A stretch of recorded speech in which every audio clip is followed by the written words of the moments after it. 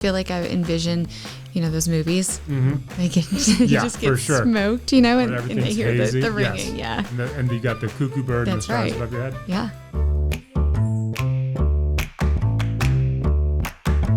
Welcome to the Ask an Audiologist podcast, real audiology white papers written by real audiologists and explained to you by a real audiologist and a guy who isn't. Now here are your hosts, Dr. Jordan Strong and Kevin Ziener. It's the Monday before Turkey Day, and that means it's time for a brand new episode of Ask an Audiologist. I'm Kevin Ziener. I'm Dr. Jordan Strong. And before we even get started, ladies and gentlemen, it was Jordan's birthday, November 17th. Give it up for Jordan. Jordan, you're 23 years old. You look great.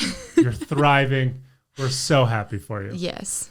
The big 2-3. The big 2-3. Good We're going to go with that. The big 2-3. I remember it like it was yesterday. Almost 15 years ago. Thanksgiving is a time for friends and family, and because of that, we want to make sure your loved ones are properly taken care of. Inspired by the article from Dr. Jacoby Davis of Fort Bend Hearing in Houston, Texas. Today, Dr. Jordan is going to discuss childhood tinnitus, but before we get to that, I think the more pressing question is, Dr. Jordan, what is your favorite Thanksgiving side dish? Ooh. Yeah, side dish. Not the main part. Nobody cares about the turkey. I mean the side dish. It's probably the sweet potato casserole. Okay. Yeah. Here's what I wanted to say.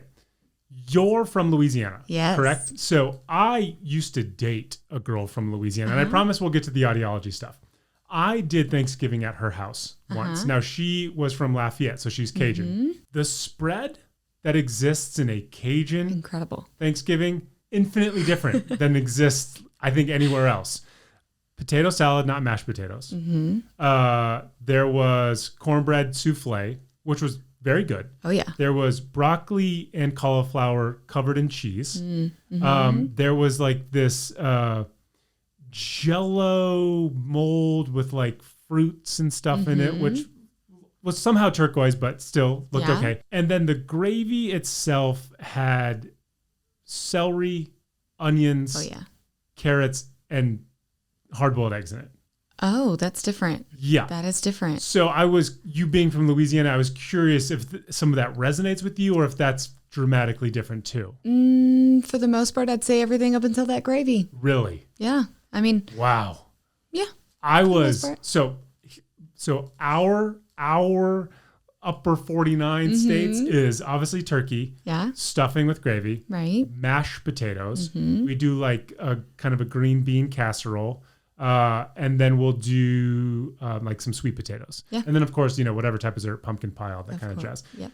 And then like cranberry sauce. Is it like a real sauce or is it out of the can? I think it depends on the year. Got it. Yeah. Depends on the effort. Yeah. Sweet potato casserole. The marshmallows on top. Oh yeah. Definitely. So that's great. Yeah. That's like that's like the prelude to dessert. It is. It's a little taste of dessert while you're having your savory. Absolutely. I'm just a stuffing and gravy guy.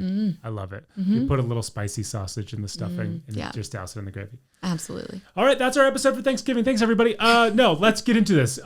Childhood tinnitus. Of course, when we have these family events, we want to make sure that everybody's involved in the conversation, not just the adults, but also the little kiddos sitting at their table, that's 50 feet away as they throw food at each other. Course. So I imagine with everything audiology related, when we introduce kids into it, it makes it that much more difficult. Absolutely. Because kids just kind of think whatever their issue may be is their norm. Yeah. So how do we even go about determining if a child has tinnitus? Because oftentimes they probably don't even know it themselves. Yeah, they don't. Especially if they've had it their entire life, then it can be really difficult to, one, find. Sure. And then to treat after that.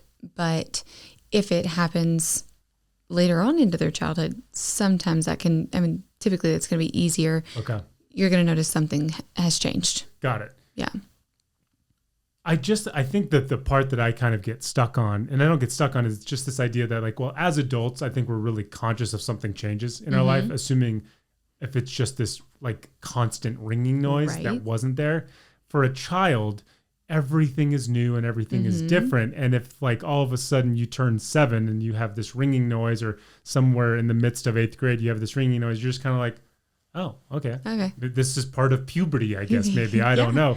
So is there something a parent should be on the lookout for, at least initially? Yeah, just any type of behavioral changes. Okay. I mean, of course, that can be a multitude of things, Right. but it's they definitely got a D something on their report card, right? right. It's definitely something you can throw into the hat. Okay. What has changed? Got it. It could be something, a new medication or something like that could be causing something like this to change. But it definitely raises a red flag to kind of dig into things a little bit more of why is this happening?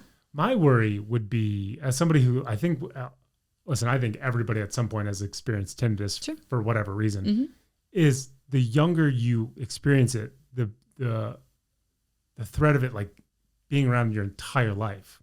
Is that like a genuine worry for a child? Well, I think more so they get used to it. Okay. If it's going to be something that's going to be prevalent and permanent in their life, then it's not something that becomes bothersome to them, I think, for the most part. Okay. It's just something that's there. They don't really think about it.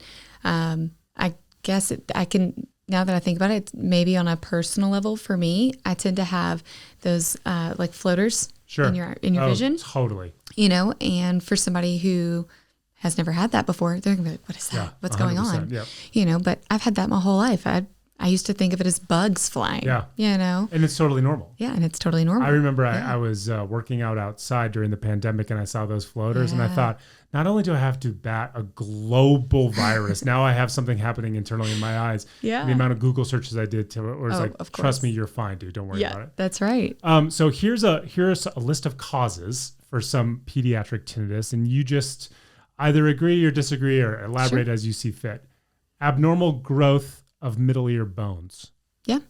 So is that those are the 3 little small bones we've referenced before? Yeah, absolutely. Like they've gotten Hulk, they've just gotten much bigger than they should. Yeah. Or they didn't continue to grow. Anything like that. Or there's something that's happening where it's causing kind of a pressure on those bones. Got it. Some type of middle ear, something that's going on is causing more pressure or something abnormal. Got it. A concussion. Yeah.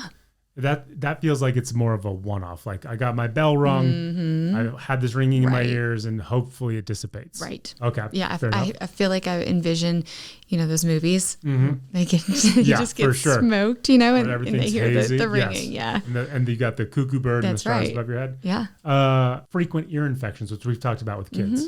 Yeah, absolutely. Sinus infections. Yeah, same kind of deal with those ear infections. Do sinus infections? Like, can a sinus infection become an ear infection? Absolutely. It just travels up the eustachian tube? Good job, Kev. Yes. Thank you. And this is a new one. Wax buildup in the ear canal? Yeah. Really? Yeah. Oh, yeah. Okay. So that brings people into our office where they'll come in saying, I have ringing in my ears. And then just like we've talked about before, the first part of that exam is going to be looking in their ears. And we see that they've got this big ball of wax that's in there. We take that out and they're like, oh, wait, I think my ring went away. Because it's causing pressure. Sure. Yeah. I didn't know that. I hadn't heard of that before. Yeah. And this is something that every kid probably suffers from at some point. Listening to their earbuds or headphones too loud. Yeah, that's got to be like one of the number one like daily culprits. Yeah, and it's only becoming more and more prevalent for sure. As an audiologist, do you just sit there and salivate? You're like, an entire generation who started wearing earbuds at 5. No, it breaks my heart. I hate that. She's paid to say that. Well, that's it and that's all. You've learned something new this week, both about Dr. Jordan and her eating habits. And now you can go gorge on all things turkey and gravy related. But if you have a hankering for seconds of audiology information, pop on over to askanaudiologist.com. And if you want some, Southern Louisiana cooking tips, just feel free to DM Dr. Strong. She'll happily give them to you. That's that Southern hospitality, right? I don't have that gravy recipe, but nobody should have that gravy recipe, if I'm being honest. I was forced to make the gravy by my girlfriend's patriarchal men. Of course. And they just stared at me while drinking beer over my shoulder. And they're like, if you burn it, you got to throw it away. And I was just like a madman. And then when I left, I said, I did a great job. And what showed up on the dinner table was nothing that I had left. There was way too much actual food in there. Oh, yeah. Oh, yeah. But I'm just happy that somebody from Louisiana was like, yeah, even that's weird. Yep. Good. Yep. Dr. Jordan, have a wonderful Thanksgiving, and thank you so much. All right, you too. We'll see you guys next week. You can find more information at askanaudiologist.com, and you can follow us on all our social channels at Ask an Audiologist. The information provided on this podcast is for educational and entertainment purposes only, and does not substitute for professional medical advice. I think that there's a common misconception that every hearing aid is like the size of a shoe or a banana that's stuck behind your ears. Well, I remember those hearing aids that I've seen them in movies where like there was a big battery pack on your belt and it like ran up your shirt, and then you had this big like thing that looks like my headphones, and that was your hearing aid. You got it, and that's still what we use today. 40 years later, nothing's changed.